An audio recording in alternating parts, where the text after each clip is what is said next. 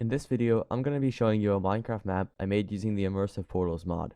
First, I'll show you each level, and then I'll explain how I made the portals. If you want this map for yourself, the link will be in the description box down below. So when you first open the map, you will spawn in this box where you get to start the first level. After you enter, you are faced with two paths. The trick is that they both lead to the same room. The exit to this level is very high, so you will need to somehow get up. By jumping through this portal, you can get on to this second box. This portal in the wall will let you get to this hole where you can get to the exit. Now let's look at how I made this level. For all the levels in this map, I started by making a basic framework.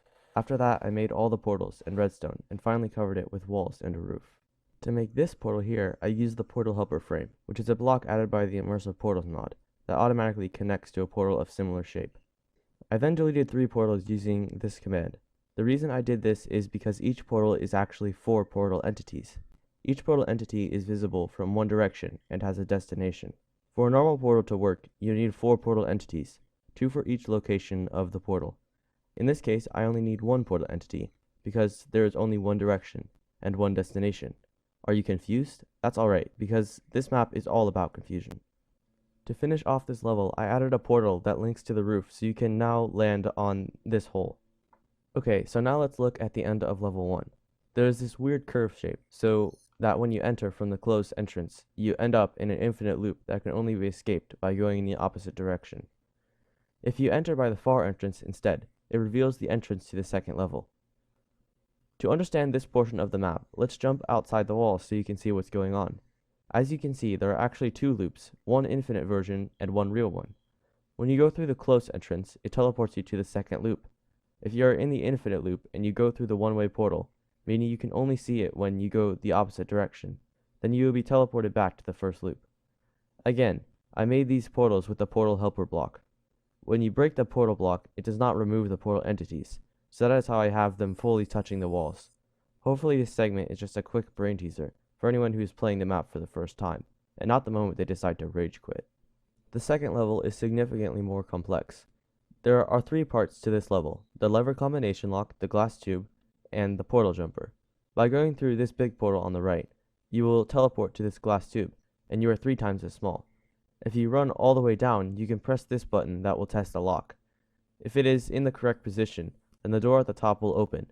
In order to get to this door, you have to jump down in the portal on the floor, where you will pop out on the other portal. If you land on this yellow box, you can jump down into the opening to the next level. So how did I design the elements in this room? The combination lock is very simple. Just a few redstone torches and repeaters that all need to be depowered to activate the door opener. The redstone block connected to the wire will stop the command blocks from activating until the button is pressed. You may be wondering how you would know what the correct combination is. If you are very observative in the first level, you may have noticed an array of buttons on this wall. The different colors tell you what levers to have up or down. Of course, not everyone will notice this detail, so I made a small sign that alludes to it in this top box here. Finally, these 2 holes are just 2 portal entities, whose destination direction has been rotated 180 degrees. I use this command while pointing at the portals to rotate them. This is where things get really confusing. Notice anything when I walk down this hallway? I just changed sizes.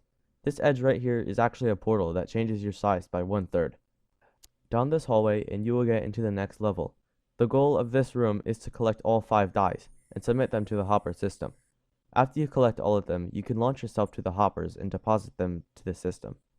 The size-changing hallway is one of my favorite parts of the map. It feels so seamless, especially at first glance. This section is 2 different hallways that I merged with 2 portals, one that is 3 blocks tall and one that is only 1 block tall. Inside the room itself, not much is to be explained except for the infinite fall loop and the hopper collection system.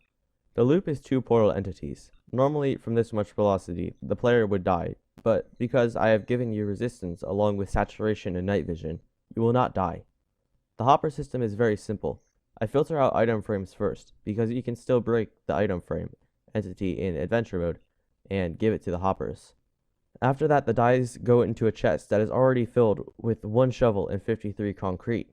When 5 items enter the chest, it's the perfect amount of items to increase the comparator signal by 1 redstone level, which activates the command blocks that open the entrance to the next level. After you go through this extremely confusing entrance, you enter the final level. In the chest is a sword that will help defeat the mobs in these 2 caves. Once you collect 5 bones, 5 rotten flesh, and enough items to fill up the pressure plate, the piston will open. When you walk through, the game is complete. The components of this level are fairly self-explanatory. There are 2 portal entities that lead to the caves, and inside are just mob spawners. The pressure plate, bones, and rotten flesh collectors are linked to the piston, so that when they are full, the piston opens. To get this area surrounded in cobble, I loaded up a different world and copied the land with a structure block, then pasted it here. Finally, you are free from the confusing prison of mental insanity. Sadly, real life isn't so free either. As you look at the cobblestone walls, you start to feel that you are still imprisoned in Minecraft. It's all just a game, and the only way to escape is to stop playing. Thanks for watching this video. Again, if you want to play the map for yourself, all you have to do is install the Fabric Modloader and the 3 mods that are linked in the description.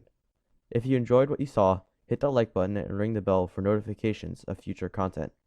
I'm a relatively unknown channel, so any help means a lot.